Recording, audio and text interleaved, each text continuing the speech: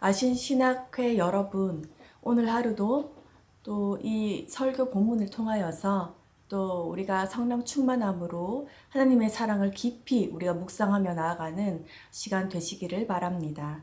오늘 성경 본문은 요한일서 4장 9절에서 10절 말씀입니다. 하나님의 사랑이 우리에게 이렇게 나타난 바 되었으니 하나님이 자기 독생자를 세상에 보내심은 그로 말미암아 우리를 살리려 하심이라. 사랑은 여기 있으니 우리가 하나님을 사랑한 것이 아니요 하나님이 우리를 사랑하사 우리 죄를 속하기 위하여 화목제물로 그 아들을 보내셨음이라. 아멘. 오늘 제가 전할 이 본문 말씀의 제목은 진정한 사랑입니다. 오늘 본문 요한 1서는 이 저자 사도 요한이 소아시아 지역의 그 성도들에게 보낸 서신서입니다. 이 사도 요한이 이 서신을 보낼 당시 상황을 살펴보자면 당시에 그는 에베소에서 이 목회 사역을 수행하고 있었습니다. 이 요한은 그 30년 동안에 에베소를 중심으로 또 이 소아시아의 교회를 돌보고 있었습니다. 요한일서는 별명이 있는데요. 사랑의 편지라고도 불리기도 하고 또 진리의 변증서라고 일컬어집니다. 그렇다면 이 저자 사도 요한이 말하려고 했던 진정한 사랑의 의미는 무엇입니까? 이 신약성경의 저자들은 그 당시에 세상에서 쓰여지던 이 사랑이라는 단어를 에로스, 토르게, 필리아를 가지고 하나님의 사랑, 또 기독교적인 사랑을 표현할 수가 없었습니다. 그래서 그 당시 세상 문헌들에서는 잘 쓰여지지 않던 한 단어를 찾아냅니다. 그것이 바로 아가페입니다. 기독교적 사랑, 또 성경이 말하는 사랑, 아가페 사랑, 이것이 무엇입니까? 흔히들 이 희생적 사랑이 아가페의 사랑이라고 합니다. 그러나 이 성경은 단순히 이 희생 정신이 들어있다고 해서 진정한 사랑인 아가페일 수는 없다고 말합니다. 고린도전서 13장 3절에서 말합니다. 내가 내게 있는 모든 것으로 구제하고 또 내 몸을 불사르게 내둘지라도 사랑이 없으면 내게 아무 유익이 없느니라. 아멘. 내 몸을 불사르게 내어줄 만큼 이 희생을 한다 해도 이 사랑이 아닐 수 있다고 말합니다. 부하가 던진 이 수류탄을 끌어안고 이 격렬히 전사해도 투철한 군인 정신이지 이 아가페는 아닐 수도 있다는 것입니다. 그러면 오늘 이 본문 말씀이 말하는 이 사랑이란 무엇입니까? 이 본문 9절을 보겠습니다. 하나님의 사랑이 우리에게 이렇게 나타난 바 되었으니 하나님이 자기의 독생자를 세상에 보내심은 그로 말미암아 우리를 살리려 하심이라. 아멘. 여기서 이 나타난 바 되었으니 라는 말은 이 하나님의 사랑이 그리스도의 성육신을 통해서 입증되었다는 것을 의미합니다. 이 하나님의 사랑은 이 자신의 가장 소중한 독생자를 세상에 보내심으로 더 확연히 드러납니다. 여기서 보내신다라고 또 기재되어 있는데 이 의미는 또 어떤 이 특별한 사명을 맡겨서 사람을 파송하는 것을 의미합니다. 이처럼 이 독생자를 세상에 보내신다는 것은 이 하나님의 사랑의 절정인 것입니다. 하나님은 인간의 죄를 사하고 또 인간을 구원하기 위해 이 독생자를 이 땅에 화목제물로 보내셨습니다. 오래전부터 인간은 죄를 끊임없이 지음으로 하나님 곁을 떠났습니다. 하지만 하나님에게는 다른 선택의 여지가 없었습니다. 그 하나님의 사랑의 절정은 바로 이 예수 그리스도를 이 땅에 보내신 것입니다. 가장 소중한 독생자를 이 세상에 보내신 것입니다. 이러한 하나님께서는 죄인된 우리를 너무나 사랑하셨습니다. 이러한 하나님의 사랑이 우리들에게 나타난 바 된 것을 우리는 감사함으로 살아가야 합니다. 가장 소중한 독생자를 우리에게 보내시고 또 우리를 위해 죽으신 그 설명하지 못할 그 사랑을 우리는 다시 기억하고 생각해야 합니다. 그리고 그 은혜에 감사해야 되는 것입니다. 우리를 위하여 그리스도의 대속 죽음을 계획하고 계셨음에 우리는 감격해야 합니다. 이렇듯 하나님이 우리에게 향하신 사랑은 아무런 조건 없이 값없이 주신 것이기에 그 사랑의 위대함은 이 세상 그 어떤 언어로도 다 표현할 수가 없습니다. 오늘 본문 10절에서도 이러한 하나님의 사랑을 이야기합니다. 사도 요한은 사랑은 여기 있으니 우리가 하나님을 사랑한 것이 아니요 하나님이 우리를 사랑하사 우리 죄를 속하기 위하여 화목제물로 그 아들을 보내셨음이라 라고 선언합니다. 요한은 이 사랑의 기원이 하나님께 있을 뿐만 아니라 사랑의 본질이 하나님의 무조건적인 사랑임을 이야기하고 있습니다. 즉, 이 인간이 먼저 하나님을 사랑한 것이 아니라 하나님이 우리에게 먼저 사랑을 베푸셨음을 의미합니다. 그 사랑은 바로 우리 인간을 위해 독생자를 화목제물로 보내신 사건을 통해 분명히 입증된다는 사실입니다. 그리스도의 사역 안에 인간을 향한 하나님의 사랑이 깃들어 있는 것입니다.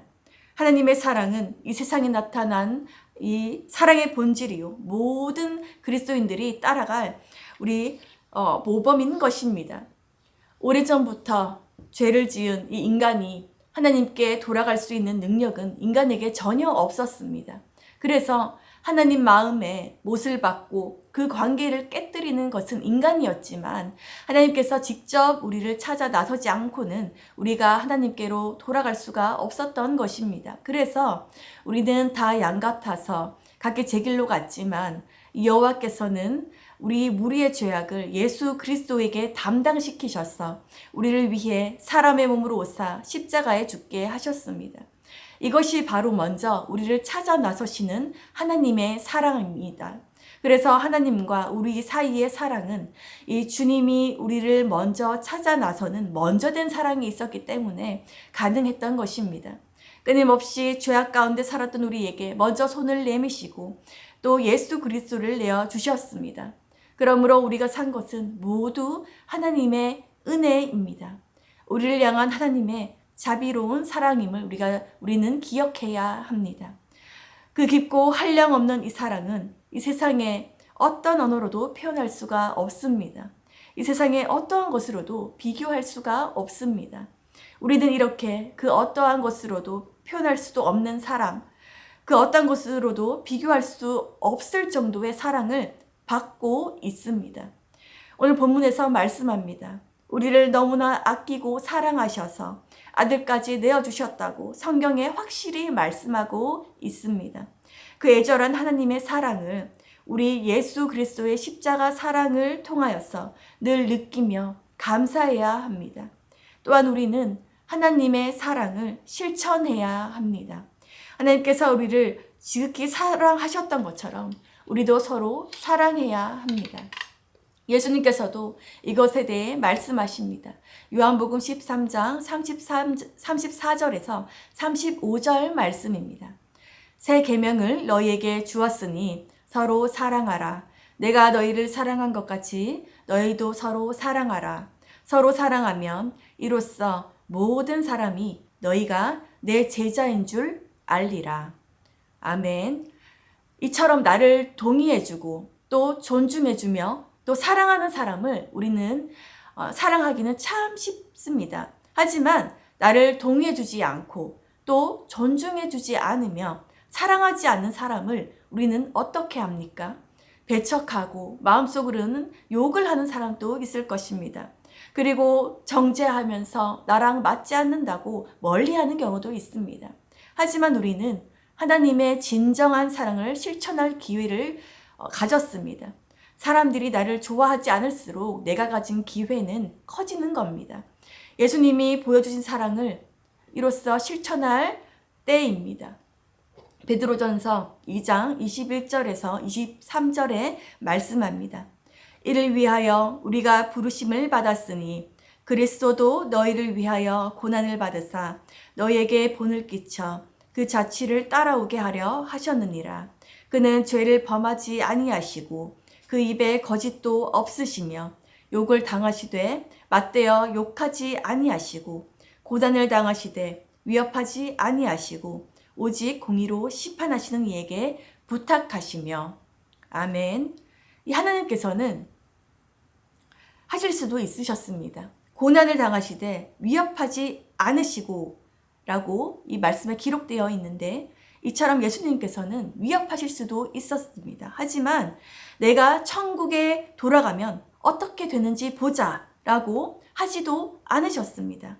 내가 천국에 돌아가면 너희도 너희에게 일어난 일을 상상도 못할 것이다 라고 위협도 하지를 않으셨습니다. 오직 공의로 심판하시는 이에게 부탁하시며 라고 이 성경은 기록하고 있습니다. 이 성경은 말합니다. 욕을 당하시되 맞대어 욕하지 아니하시고 고난을 당하시되 위협하지 아니하시고 오직 공의로 심판하시는 이에게 부탁하시며. 베드로전서 2장 23절에 이렇게 기록되어 있습니다. 바로 이 말씀을 기억하시기를 바랍니다. 복수하고 싶은 마음이 들 때 예수님은 그렇게 하지 않으셨다는 것을 기억하시기를 바랍니다. 모욕을 모욕으로 또 주먹을 주먹으로 갚아주고 싶을 때 이 예수님은 십자가에서 저들을 용서해 달라고 기도하셨음을 우리는 기억해야 합니다. 소셜미디어에서 호통을 치기 전에 잠시 멈춰서 예수님은 어떻게 하셨는지 기억해 보셨으면 좋겠습니다. 요한일서 3장 18절에서도 말씀하고 있습니다. 자녀들아, 우리가 말과 혀로만 사랑하지 말고 행함과 진실함으로 하자. 아멘. 여러분, 우리는 이 하나님의 크고 놀라운 사랑을 입은 사람들입니다. 그러므로 이제 우리 하나님의 사랑을 입은 사람으로서 하나님의 사랑을 실천하는 자로 나아가야 합니다. 노래는 불러야 노래이듯이 또 사랑은 실천해야 진정한 사랑입니다. 말과 혀로만 사랑하는 것은 진정한 사랑이 아닙니다. 오직 행함과 진실함으로 사랑할 때에 진정한 사랑인 것입니다. 저와 여러분은 하나님의 사랑을 입은 자로서 그 사랑을 실천하는 것이 마땅합니다. 이 작은 사랑이라도 실천하는 저와 여러분 되시기를 바랍니다. 우리는 이 하나님께서 보여주신 이 사랑을 가슴에 다시 새겨야 합니다. 하나님께서 우리를 구원하시기 위해 먼저 사랑하셨다는 것을 기억하시기 바랍니다. 예수 그리스도께서는 자기 자신을 위해 오신 것이 아니라 자기를 화목제물로 버려 이 하나님과 인간이 화목하게 하기 위해서 이 세상에 내려오셨던 것입니다. 그리고 우리는 바로 그것을 이루기 위해 십자가에서 죽으신 주님의 크신 십자가의 사랑 앞에 오늘 우리가 서 있는 것입니다.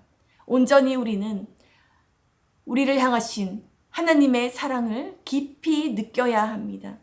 그래서 다른 사람들에게 이 하나님의 진정한 사랑을 전하고 실천하는 여러분들 모두 되시기를 소망합니다. 기도하겠습니다.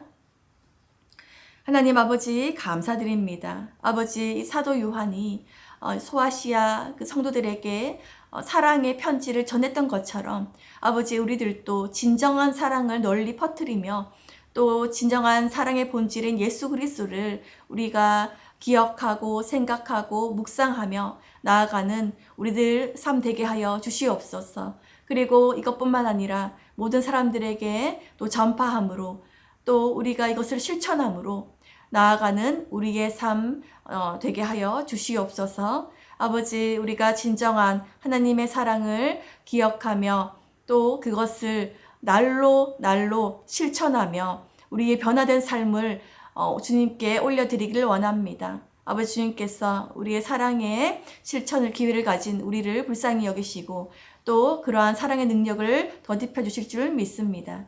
아버지 우리와 동행하여 주시고 함께하여 주시옵소서. 살아계신 예수님 이름으로 기도드립니다. 아멘.